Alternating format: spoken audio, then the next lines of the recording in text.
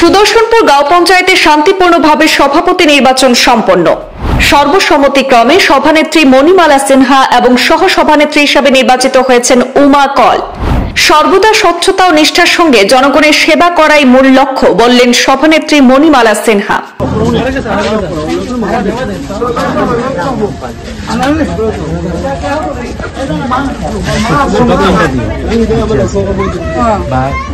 হাইলাকান্দি উন্নয়ন খণ্ডের অন্তর্গত সুদর্শনপুর গাঁও পঞ্চায়েতে এক শান্তিপূর্ণ পরিবেশে অনুষ্ঠিত হয়েছে সভাপতি নির্বাচন। নির্বাচনের সর্বসম্মতিক্রমে মণিমালা সিনহা সভানেত্রী এবং উমা কল সহসভানেত্রী হিসাবে নির্বাচিত হয়েছেন। প্রতিক্রিয়ায় মণিমালা সিনহা জানিয়েছেন, এলাকার মানুষ যে ভালোবাসা এবং আস্থা তাকে দিয়েছেন, তিনি তার মর্যাদা সর্বদা স্বচ্ছতা এবং নিষ্ঠার সঙ্গে কাজ করবেন। তিনি আরো জানান, মহিলাদের জন্য বরাদ্দ আসনগুলি যথাযথ বাস্তবায়ন নিশ্চিত করা তার অগ্রাধিকার এবং জনগণের সেবা করাই তার মূল লক্ষ্য হবে। নির্বাচন প্রক্রিয়াটি অনুষ্ঠিত হয় সরকারি সহকারী কমিশনার লাইসরিংদি নাইডিং এর উপস্থিতিতে।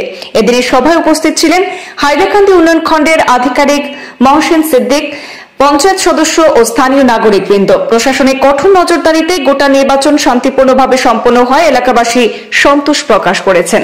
আমার নাম মণিমালা সিংহ, আমি সভানেত্রী, আমি সুদর্শনপুর কালাসিরা জিপি থেকে।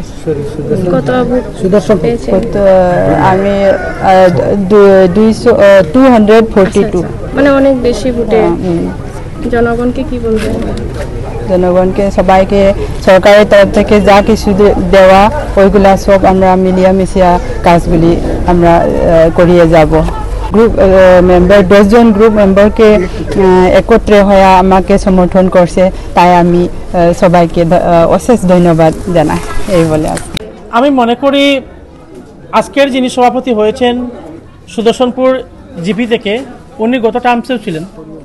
উনি অত্যন্ত সুন্দর করে অত্যন্ত ভালোভাবে গত 5 বছরেও আমাদেরকে সার্ভিস দিয়েছেন। আশা করি এই 5 বছরেও আমাদের সুদর্শনপুর কালাসরা জিপির দ্বিগুণ উন্নয়ন হবে। অতএব যত সমস্ত মহিলা এবং জেন্টস যারাও জিতে এসেছেন না কেন, প্রত্যেকজন উপযুক্ত এবং প্রত্যেকজনের পঞ্চায়েত রাজ সম্পর্কে তাদের অনেক অভিজ্ঞতা রয়েছে আমি মনে করি।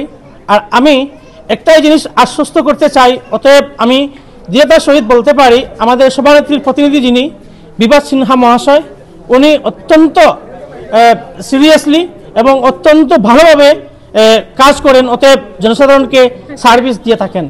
তা আমার মনে হয় যে শুধু রান্নাঘরের মধ্যে সীমাবদ্ধ থাকলেও হয় না, কারণ আমাদের ভারতবর্ষের যে সরকার, ভারতীয় জনতা পার্টির সরকার, সেই সরকার সর্বাবস্থায় চায় যে মহিলারা রান্নাঘর থেকে বেরিয়ে আসুক, বেরিয়ে এসে তারা সামাজিক প্রতিষ্ঠানে যোগদান করুক, রাজনীতিতে যোগদান করুক, তারাও অন্যায়ের বিরুদ্ধে রুখে দাঁড়াক, অতএব তারাও ন্যায়ের পক্ষে লড়াই করুক।